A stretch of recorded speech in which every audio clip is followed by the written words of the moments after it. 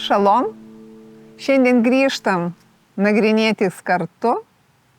Toliau, kas yra svarbiausia mums visiems gyvenant žemėj, kas prailgina mūsų dienas ir prideda gyvenimo metų ir ramybės. Svarbiausia ramybės antgamtinės Dievo pažinimo.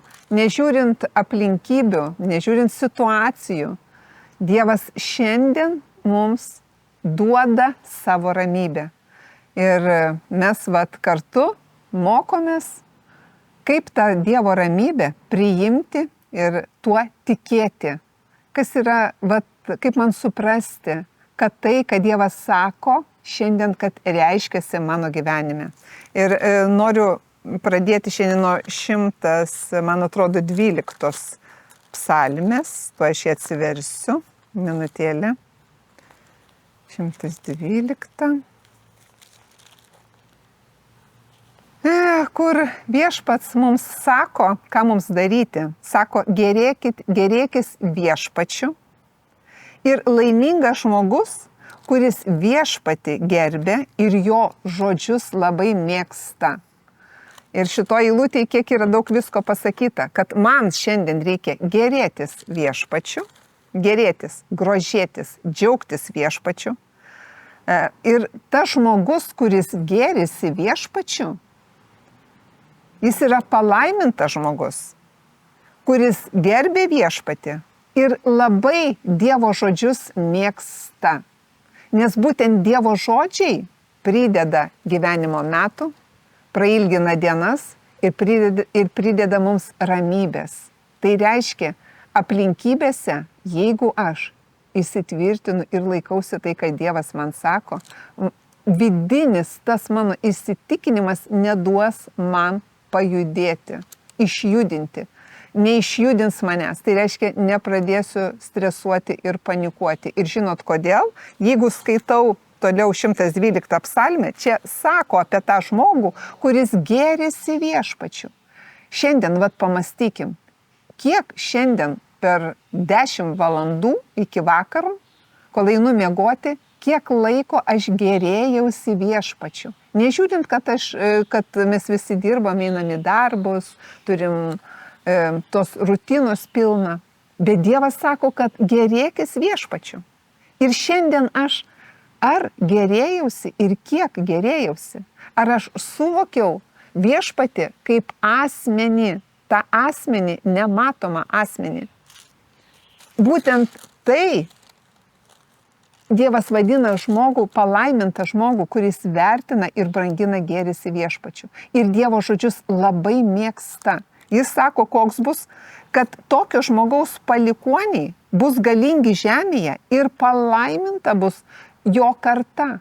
Įsivaizduojat, jeigu aš gėriuosi viešpačiu ir labai mėgstu Dievo žodžius, kas aš, jeigu tą darau, mėgstu, mėgaujuosi, vertinu ir branginu Dievo žodžius, tai jo palikuonis, sako, bus galingi žemėje ir palaiminta dorųjų karta. Ir apie namus mūsų sako, mūsų namuose bus gerovė ir turtai. Jo teisumas pasiliks per amžius. Dorajam šviesa nušvinta tamsoje, jis yra maloningas, kupinas gailestingumo ir teisus. Ir žinot, ką sako, bloga žinia jo neišgazdins, tvirta jo širdis, nes kodėl, nes jis pasitiki viešpačiu. O pasitikiu, kaip tai yra stipru, pasitikiu, tai reiškia tikiu, o tikiu tai reiškia tai, ko nėra, vadinu taip lyg būtų. Ir jeigu man aplinkybės iš visų pusių šaukia, kad nepavyks, arba eina vien nerimas, abejonės, baimė, bet ne, aš tiesiog tą mintį priešo, aš ją, kaip siuntinį kokį supakuoju, uždarau, užklijuoju. Ir jo neleidžiu savo mintise ir protė suktis, tai minčiai priešo neleidžiu, o vietoj to aš pasirinku mąstyti tai, kad Dievas sako, kad palaiminta dorųjų karta, palaiminti mano namai. Aš prisimenu tai, kad viešpats ką sako, kad laimina 28 pakartotino įstatymo, sako, žinot ką? Sako, viešpats pasiūs savo palaiminimus į visus tavo sandėlius ir į visus tavo rankų darbus. Viešpats pasiūs, siunčia ir sako, tie palaiminimai tave pasiveja. Kada? Kada aš geriuosi viešpačiu. Kada aš, kaip čia pasakyti, priimu, bet kaip geriausią savo draugą, kaip mylimiausią savo šeimos narį laikau viešpatį. Brangiau net. Nes Jėzus taip mums ir sakė, ką sakė, kad visą savo širdimi, visų savo protų mylėkite pirmoji viešpatį ir tada kitą kaip save patį.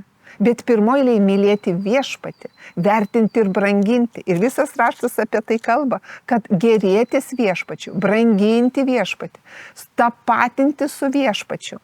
O kur aš tai darau, kai aš tai mąstau? Tai reiškia, nuolat ir pastoviai atnaujinu savo protą. Nežiūrint, kada dirbu, dar geriau.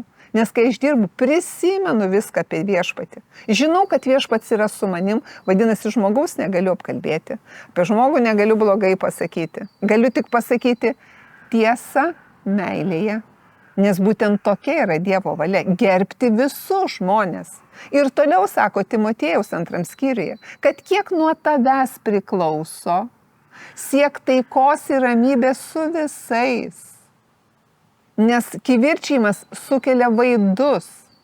Vadinasi, aš tai prisimenu dienos bėgyje, dirbdama, ar mokykloje, ar buityje.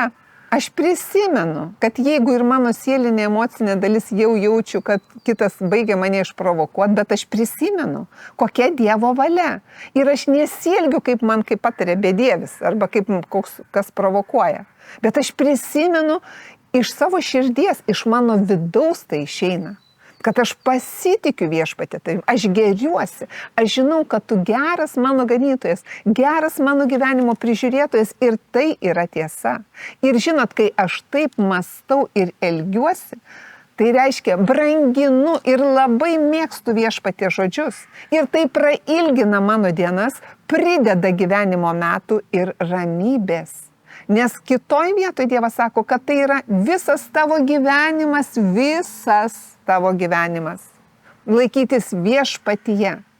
Ir teisingai, kaip žmogui atrodo, kur man to viešpaties laikytis, kur man jo laikytis. Žmonės, aš jums sakau, laikytis savo mintise ir savo prote. Kai jūs savo mintis naujinsit Dievo žodžiu, viešpatį branginsit, vertinsit ir mylėsit kaip pat save, jūs prisipildysit viduj, va tas vidus jūsų bus užtikrintas laukt gerą. Nors aplinkybės, kaip ir sako raštas, sako, jeigu ir eisi per mirties šešėlio slėnį, neišsigask piktą, neišsigask. Ir kitoj vietoje sako, ten nebūkštauja jūsų širdis, ten neišsigasta. Nuolat viešpats sako, ir ką aš aplinkybės ir prisimenu, išsigando mano širdis ar ne. Atėjo man kažką sako, kaip viskas blogai. Bet stop, aš iškart prisimenu, o kągi man viešpats sako? O viešpats sako, ten nebūkštauja tavo širdis, ten neišsigasta. Tikėk Dievu, tikėk manim. Ir kur tas viskas vyksta? Mano mintise ir mano prote. Ir iš to sielinės emocinės dalies yra mano veiksmas. Suprantat?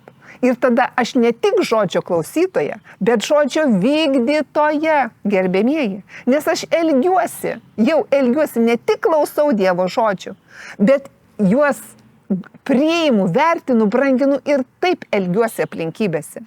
Ir tai yra svarbiausia kiekvieno žmogaus gyvenime, kuris nori, kad jo gyvenimas dienos būtų prailgintos, pridėta gyvenimo metų ir gyventi ramybėj. Aš jums sakau, joks psichologas, jokie vitaminai, jokie daktarai nepadės. Tuščias reikalo gaišimas. Tuščias. Žinot, ką viešpats sako? Dikai gavau, dikai ir atiduodu. Vat, sako, viską jums atiduodu. Va, paimk šitą gyvenimo knygą, kuri yra visiems laikam ir visiems amžiam. Vertink, brangink, dėkis savo širdį, gyvenk jėgoj, sveikatoj, ramybėj, džiaukis gyvenimu čia žemėj ir amžinybėj su viešpačiu. Iki kitų susitikimų.